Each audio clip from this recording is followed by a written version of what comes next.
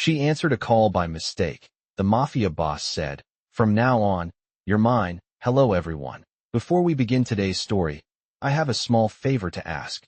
Please hit subscribe and turn on the notification bell so you never miss our channel's new videos. It's quick, free, and the best way to support us in bringing you more dramatic stories.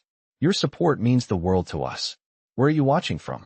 Drop your city or country in the comments below. Thank you very much. Now, let's return to the main character. My name is Emily Carter, and I've replayed that night so many times that the details feel etched into my bones. The soft hum of my apartment heater, the glow of my phone on the coffee table, the way rain tapped the window like it was asking permission to come in. It was just after 11 p.m., late enough that only wrong numbers and emergencies seemed to call, and I remember hesitating before answering because I'd already brushed my teeth and changed into an old college sweatshirt. I answered anyway. That was my mistake. At first, there was nothing but quiet, the kind that makes you check your signal, and I almost said hello again before a man's voice came through. Calm and low, not rushed, not friendly, just certain. He didn't ask who I was. He didn't apologize. He said my name like he already knew it, and my stomach tightened because no one ever says your name that way unless they've decided something about you. I told him he had the wrong number, that I was sorry, that I would hang up, and I meant it. But he spoke again, softer this time, as if correcting a small misunderstanding, and said that I shouldn't hang up, that I had already heard enough to matter. I stood in my kitchen barefoot on cold tile, staring at the microwave clock blinking 11:17, trying to understand how a normal Tuesday had turned strange in the space of one breath. He said he was calling to confirm a delivery, something that meant nothing to me, but the way he paused between words made it feel heavier than it sounded, and when I tried to interrupt, he didn't raise his voice. He just kept talking, like the world adjusted itself to him. I asked who he was. He didn't answer directly. He said his name was Victor Hale, and that I had answered a call meant for someone else, and that accidents like that didn't usually end well unless he decided they would. I laughed then, a nervous, stupid sound, because laughing felt safer than being quiet, and I told him this was insane, that he should delete my number and forget me. He let the silence stretch until I could hear my own breathing through the phone, and then he said, very clearly, "From now on, you're mine." Not like a threat, not like a promise either, more like a fact being placed on a table. I felt heat rush to my face and then cold, like I'd stepped outside without a coat, and I told him he couldn't say things like that to strangers. He replied that I wasn't a stranger anymore, not after answering that call, not after being alive at the wrong moment. I wanted to hang up, to block the number, to pretend this was a prank, but my hand wouldn't move, and when the call ended on his side, not mine, my phone stayed warm in my palm as if it remembered him. Minutes later, a message appeared with my address spelled perfectly, and beneath it a single line telling me to stay inside tonight. I didn't know then who Victor Hale really was, only that the room felt smaller, and that something invisible had stepped over a line I couldn't see, and even before I slept, I understood one terrible, quiet truth. Answering that call hadn't introduced me to him. It had placed me in his world. I did not sleep that night, not really, because every time I closed my eyes I saw my phone lighting up again, felt that strange certainty in Victor Hale's voice echoing in my chest, calm and unhurried, like time itself waited for him. I sat on my couch until almost 3 in the morning with all the lights on, the television muted, listening to the familiar sounds of my building, footsteps in the hallway, someone's door opening, a car passing outside, trying to convince myself that my life was still normal. It was not. At exactly 7:30 the next morning, my phone vibrated again, not a call this time but a text, simple and precise, telling me what time to leave for work, and which route to take, as if he had been studying my routine longer than I wanted to imagine. I typed back that he had the wrong person, that he needed to stop contacting me, that I was calling the police if he continued, and the response came almost immediately, reminding me gently that nothing had happened to me last night, because he had decided it would not. That sentence sat heavier than any threat could have. I showered with the bathroom door open, dressed slower than usual, and stepped outside feeling exposed, every stranger suddenly noticeable, every parked car suspicious. The walk to my office normally took 12 minutes. But that morning I counted each step, my heart settling only when I saw the familiar brick building and swiped my badge at the door. Work should have been a distraction, spreadsheets, emails, small talk by the coffee machine, but I could not focus, and twice I caught myself checking my phone without realizing it. At noon, an envelope appeared on my desk with my name handwritten on the front. No postage, no return address, just waiting for me like it belonged there. Inside was a burner phone and a single note folded once, telling me to keep it on me at all times and to answer when it rang. I did not see anyone leave it, did not hear footsteps, did not notice anything unusual, and that frightened me more than if I had. I left work early claiming a headache, my hands shaking as I held the steering wheel, and halfway home the burner phone rang. I answered before I could stop myself. Victor asked if I was calm. I said no. He accepted that as if it was reasonable. He explained, without details and without apology, that a conversation meant for someone else had reached me and that in his world, loose ends did not stay loose. But he had no intention of hurting me, only of making sure I remained safe and silent. I told him I never wanted to be part of his world, that I had done nothing wrong, and he replied that I was correct on both counts, but that intention did not change reality. He said I would not be asked to lie or do anything illegal, only to follow instructions designed to keep me alive, and that in return, my life would remain exactly as it was, except for him. The way he said my name again made my pulse jump, not because it was kind, but because it was attentive. When I asked why he was being so careful with me, he paused, then said that he respected accidents that survived their first mistake.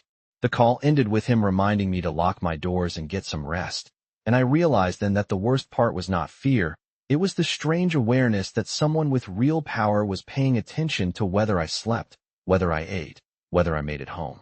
I lay in bed that night staring at the ceiling, understanding that I had not been taken or trapped or threatened, but claimed by circumstance, and that Victor Hale had drawn a quiet line around my life, not to cage me, but to mark me as his responsibility.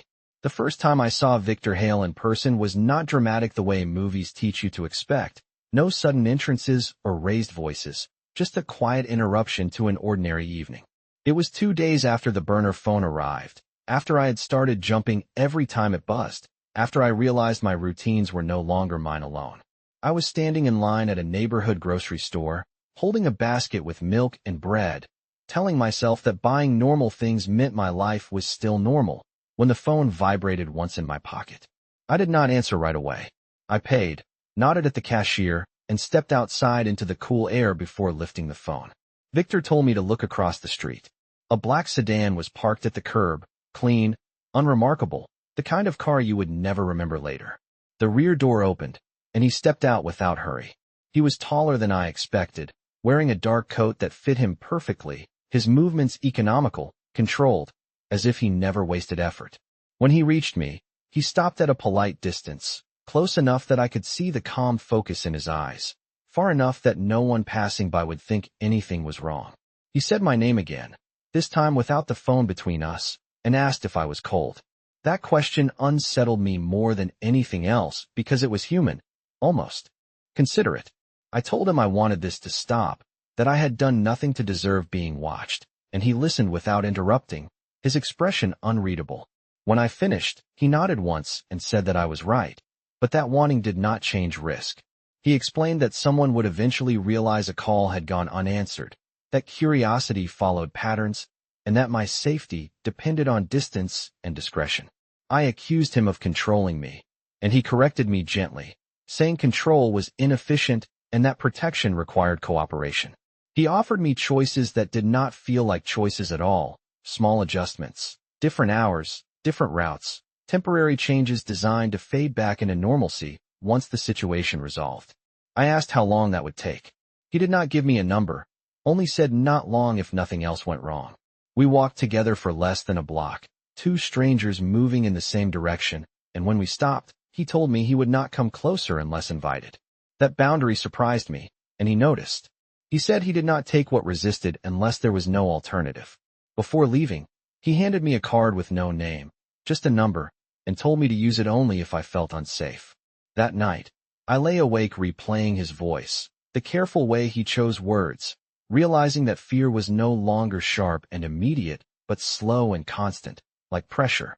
Over the next week, Victor stayed present without being visible, A message reminding me to eat when I skipped dinner, a call asking if traffic had been heavy, instructions delivered like suggestions, never raised voices or demands. I resented how effective it was, how part of me felt steadier knowing someone competent was paying attention. One evening, when I finally asked him why he had drawn this line around me instead of erasing the problem, he answered honestly, saying that problems tended to return when removed carelessly, and that people who survived accidents deserved a chance to remain untouched. That was when I understood that Victor Hale was not interested in owning me the way I feared, but in keeping me where he could see me, not as property, but as a responsibility he had chosen, and that knowledge settled into me quietly, changing the shape of my fear into something more complicated. By the second week, Victor's presence had become a quiet structure around my days, invisible but undeniable, like scaffolding you only notice when you lean against it.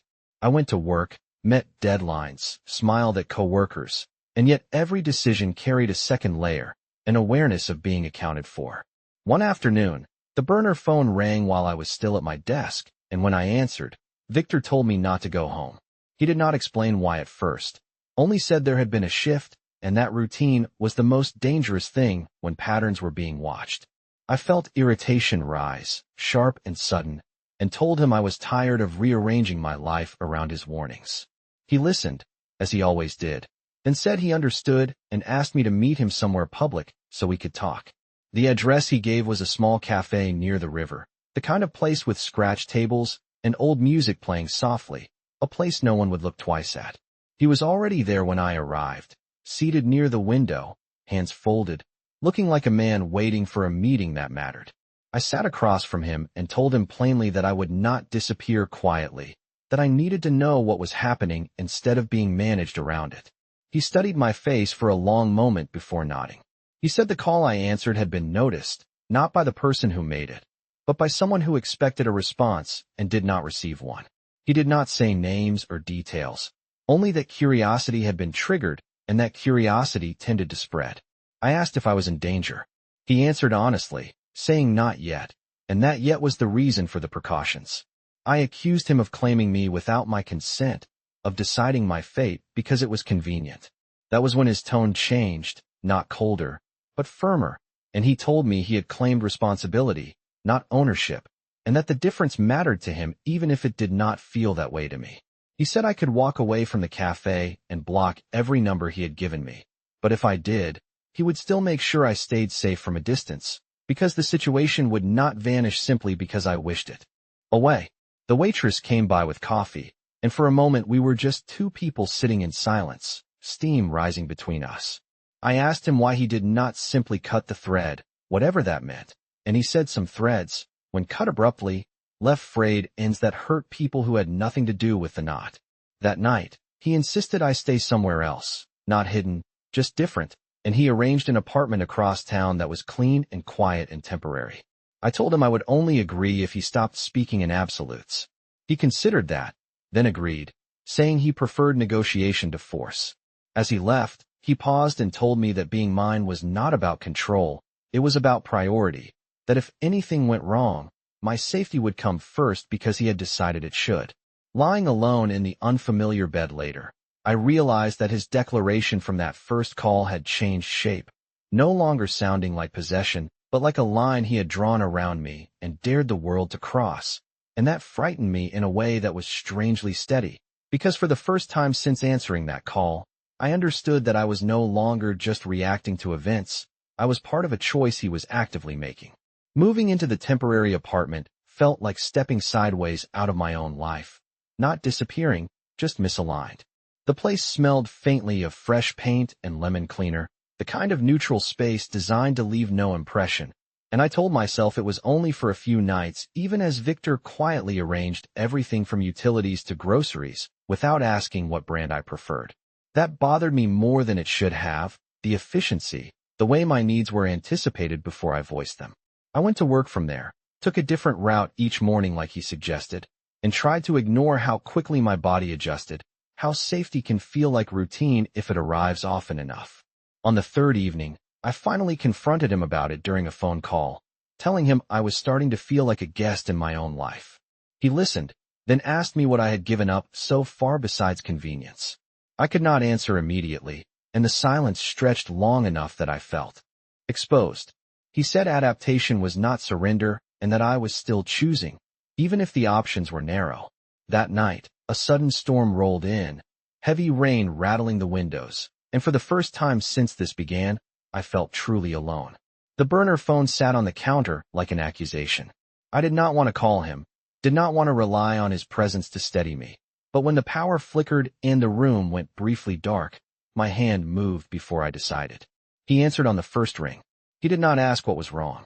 He simply stayed on the line while the storm passed, his breathing even, his words sparse, anchoring the moment without intruding on it. The next day, he showed up unexpectedly, not inside, but across the street from my office, visible enough that I could see him through the glass. He did not come closer, did not wave, just waited until I noticed him, then left. That was when I understood that his version of protection was not confinement, but presence, a constant calculation of distance.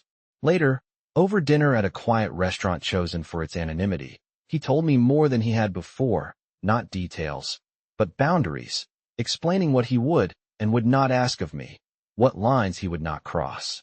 I challenged him, asking what would happen if I decided to walk away entirely once this resolved. He answered without hesitation, saying he would step back, because obligation did not entitle him to permanence. That answer stayed with me longer than anything else he said. Over the following days, small changes continued, a different parking spot, a new coffee shop, subtle shifts that made me feel like I was learning a new version of my city. I resented how part of me felt grateful, how safety wrapped in control could still feel like relief. One evening, as we parted ways, he looked at me and said that this was the hardest part, the middle, where nothing dramatic happened and trust was built quietly or not at all. I went back to the apartment and stood by the window, watching the city lights blur, realizing that without noticing, I had begun measuring my days not by fear, but by how closely they aligned with the promise he had made, that I would remain untouched, not because I belonged to him, but because he had decided I mattered enough to protect.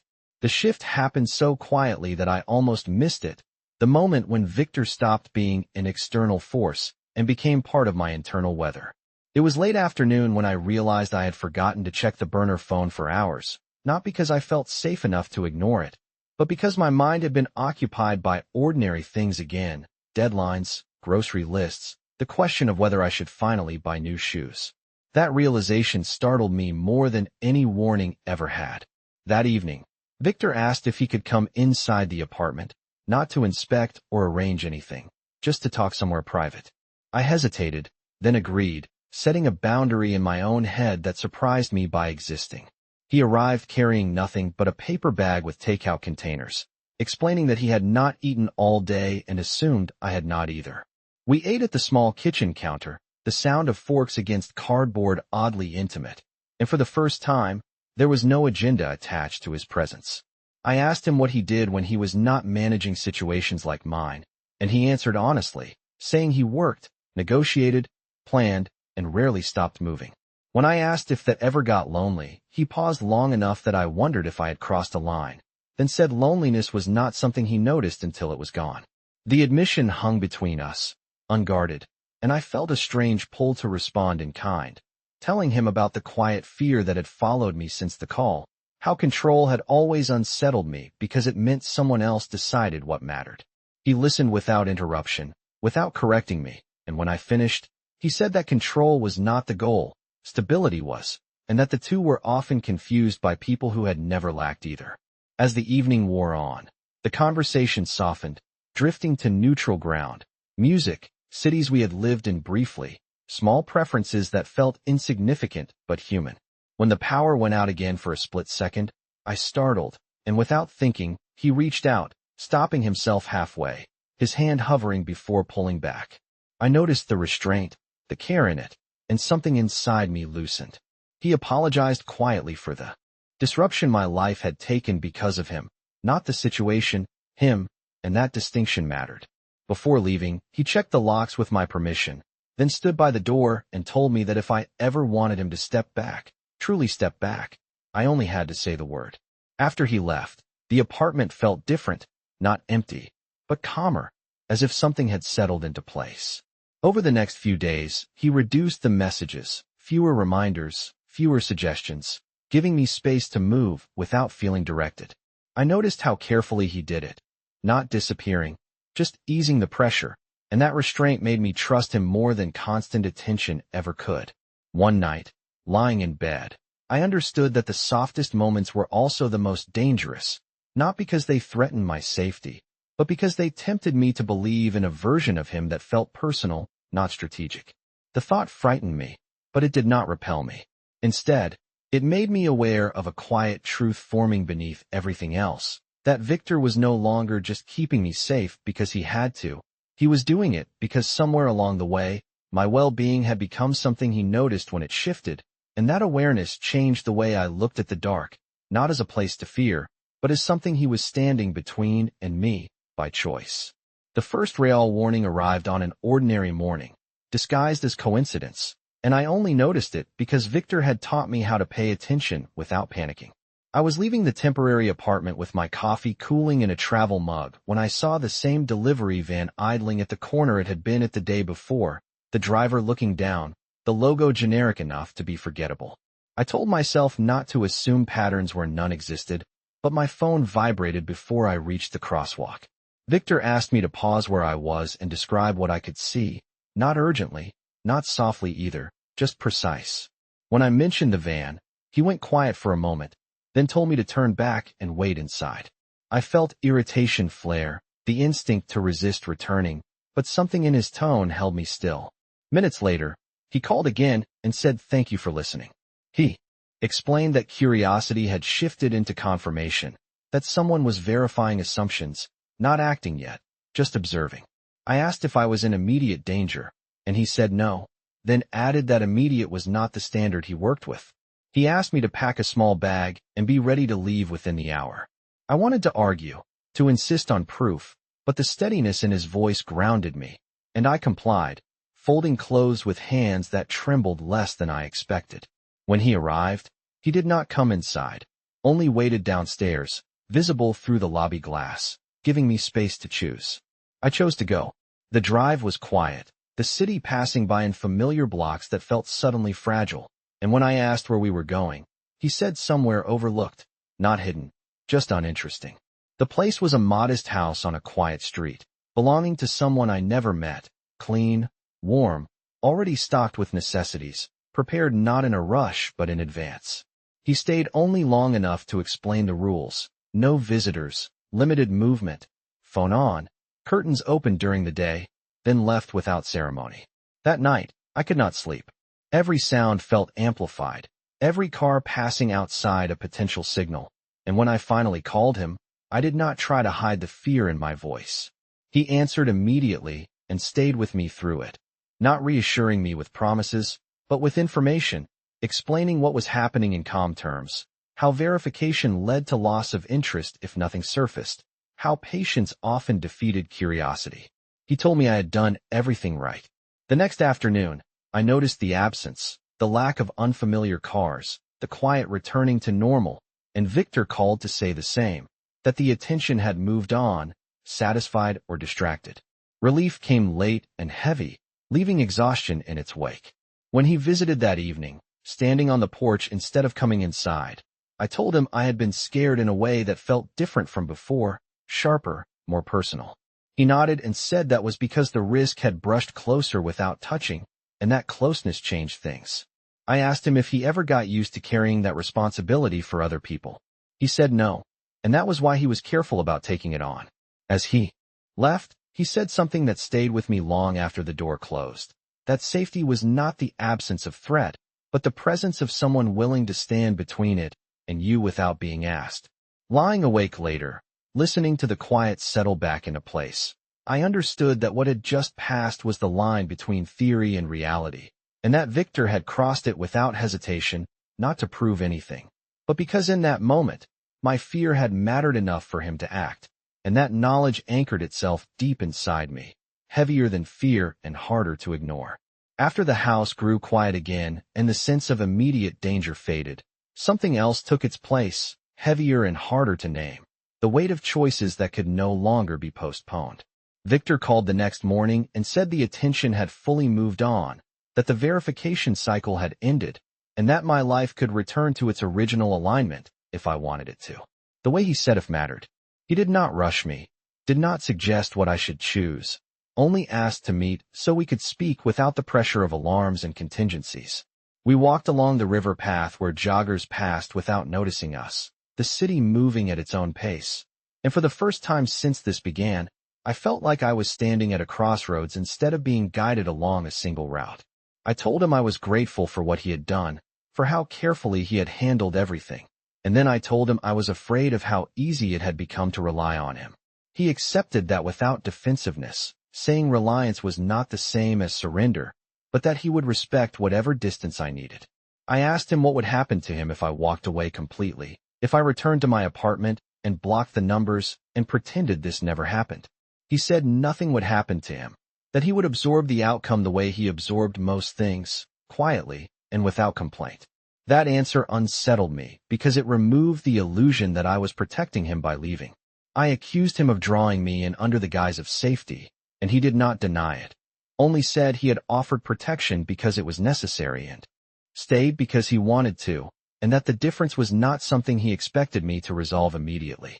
We stopped at the railing and watched the water slide past, and I realized that my fear had changed shape again, no longer centered on what he might do, but on what I might choose if I admitted how much his presence had steadied me. I told him I needed to test myself without his constant oversight, to prove that my calm was not borrowed. He nodded and said he would step back, not disappear, but reduce his reach to a single point of contact, no monitoring, no adjustments, only response if I asked for it. The restraint in that offer felt like trust. Over the next days, he kept his word. No messages unless I initiated them, no suggestions about routes or schedules, just silence that felt deliberate rather than absent. I returned to my apartment, unpacked the temporary life I had been living, and waited for the familiar anxiety to surge back. It did not fully. I noticed the difference immediately, the way my shoulders stayed relaxed, the way my breath stayed even. One evening, I called him not because I needed help, but because I wanted to hear his voice without a reason attached. We talked about nothing important, the weather, a book he was reading, a recipe I had failed at, and when we hung up, I felt something settle into place. Days later, we met again, this time without plans or precautions, and I told him I was not ready to define what we were becoming, but that I did not want to pretend it had meant nothing. He looked at me then with an openness that felt rare and said he had never asked for ownership, only acknowledgement, and that if I stayed, it would be because I chose to, not because circumstance demanded it. Walking home alone afterward, I understood that the real turning point was not the warning or the protection or even the fear. It was the moment I realized that power did not always announce itself loudly, and that sometimes the bravest thing was not leaving danger behind, but choosing to face what had changed within me, knowing that whatever came next would be something I stepped into with my eyes open.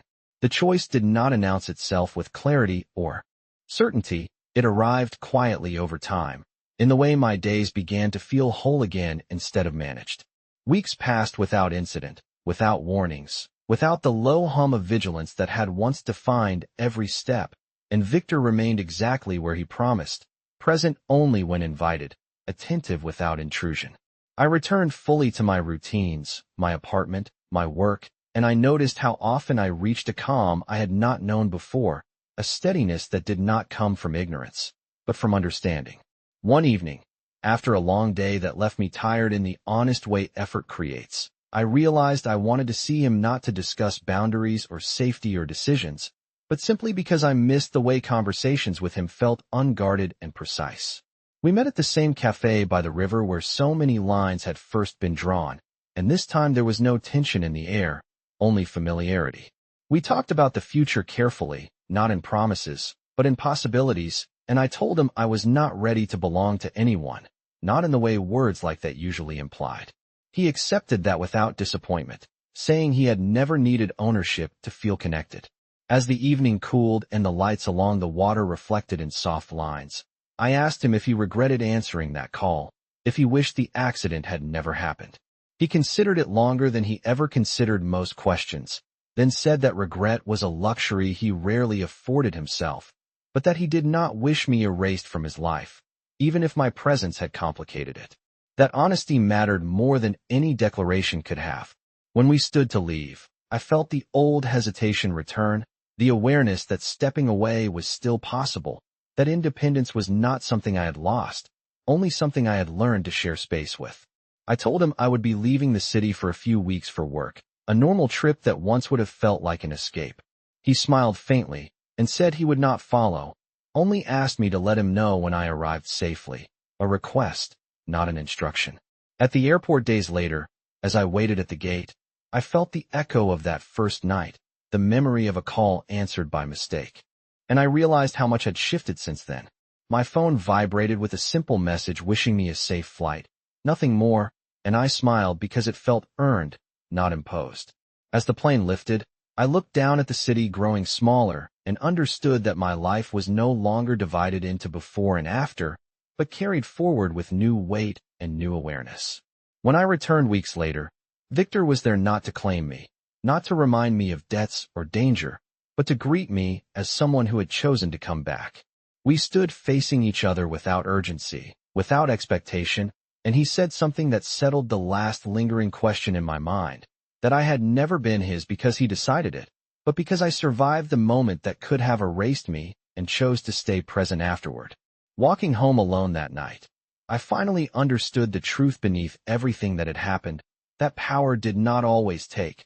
Sometimes it waited, and that the quietest choice I made was also the strongest, not answering the call, but answering what came after with intention, knowing that whatever the future held, I was no longer afraid of the silence between rings.